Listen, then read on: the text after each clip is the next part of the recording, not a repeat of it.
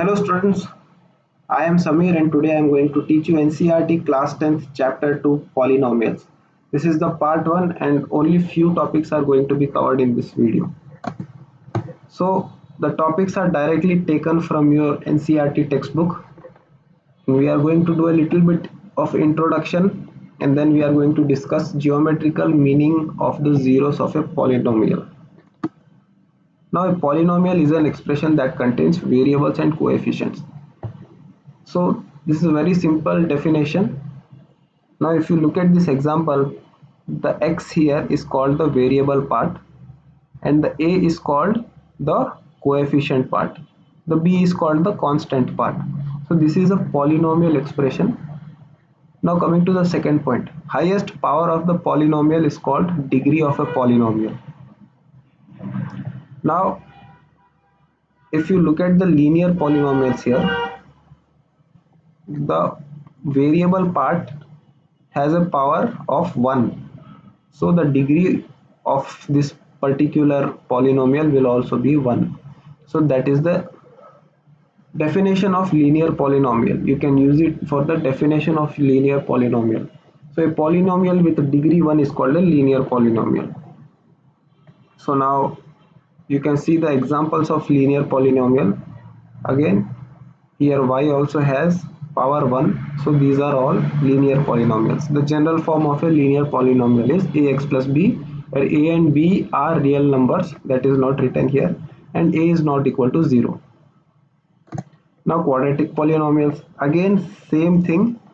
If you look at the examples here, the power of x, the highest power of the variable is 2 square. So the polynomial of degree 2 is called a quadratic polynomial. General form ax square plus bx plus c, where a, b, c are real numbers and a is not equal to 0. Again cubic polynomials, polynomials with degree 3. Look at the examples. The highest power is 3, that is cube.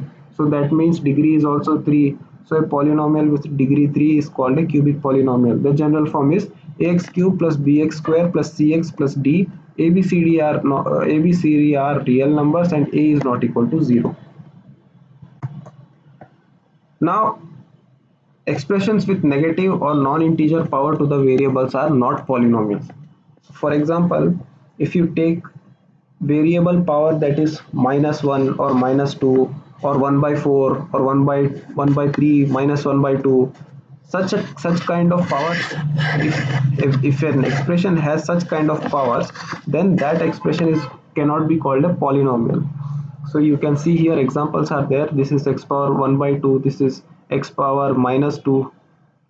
Such expressions cannot be called polynomials. Now look at this. This is how a polynomial is denoted. P of x is equal to x square minus 3x minus 4. If you put 2 in place of x, this will become like this. P of 2 is equal to 2 square minus 3 into 2 minus 4. In place of x we have put 2. So by calculating that value we got -6. So P of x for x is equal to 2 is -6. P of x for x is equal to -1 is 0. P of x for x is equal to 4 is again 0.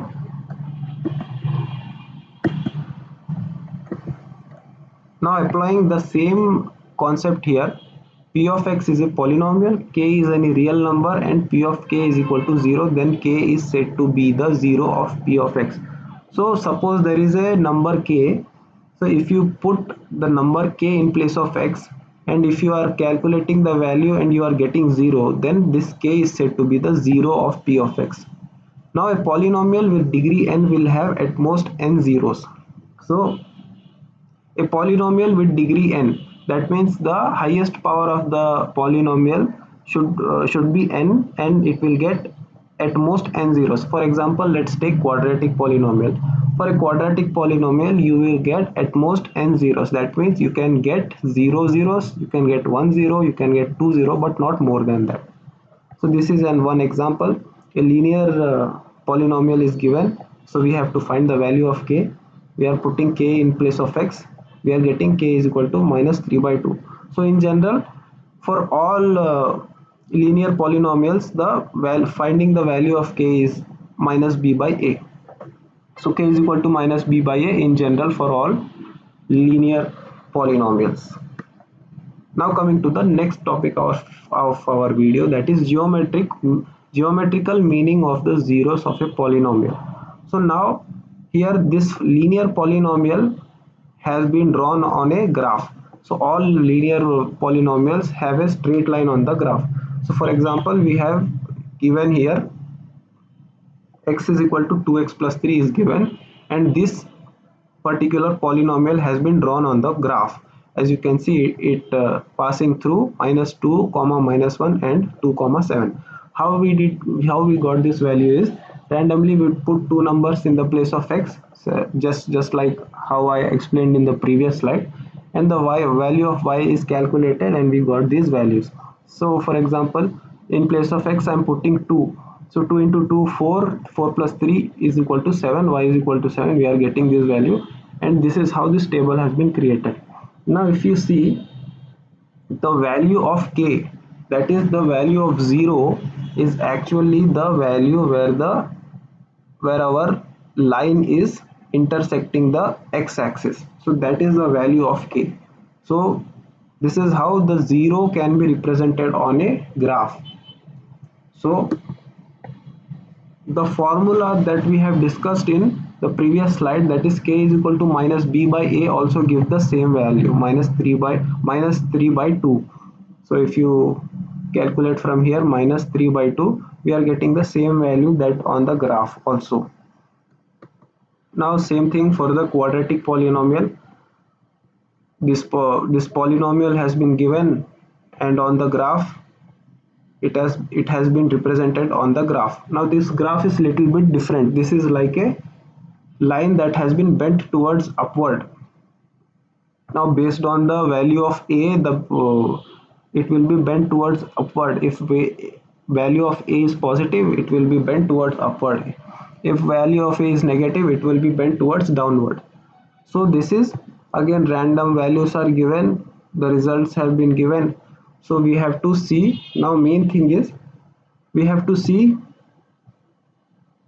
that the line is intersecting the axis at 2 points. So as we have discussed earlier, this quadratic equation can have at most two zeros. So that is what it is representing on this graph.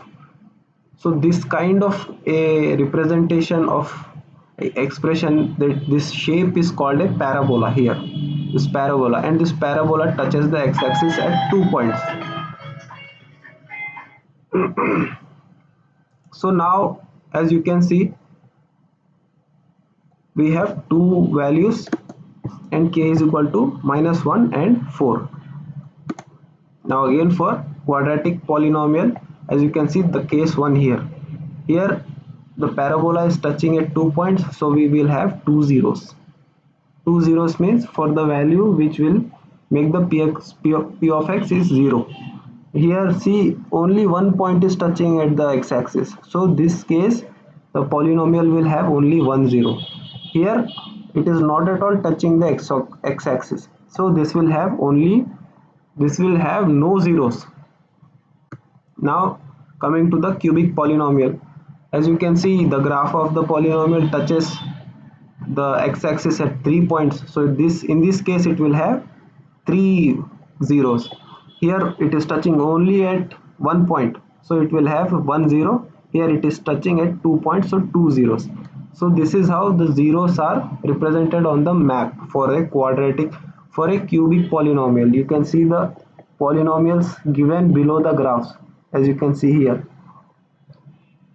So in general, a given polynomial p of x of degree n, the graph of y is equal to p of x intersects at the x-axis at most n points. Therefore, a polynomial p of x of degree n has at most n zeros. So in the previous slides, that is what we have learned. First we have discussed it verbally, and then I have shown you all graphs which explains how the zeros are represented on the graph and how many zeros a particular polynomial can have. Now these are some examples. Now let us see. this line is touching the x-axis only one point, so this particular polynomial will have only one zero. Now here in the second, it is touching 2 points, two zeros, here three zeros, here only one zero. See, it is touching the x-axis. Don't consider the y-axis. Now here, see, the curve is touching at only one point. So again here one zero, here four zeros. See, touching the x-axis at 4 points. So that is how you find out the number of zeros and the value of zero also through the graphs. Now these are some practice questions for you. Please pause the video and note down it. Thank you very much.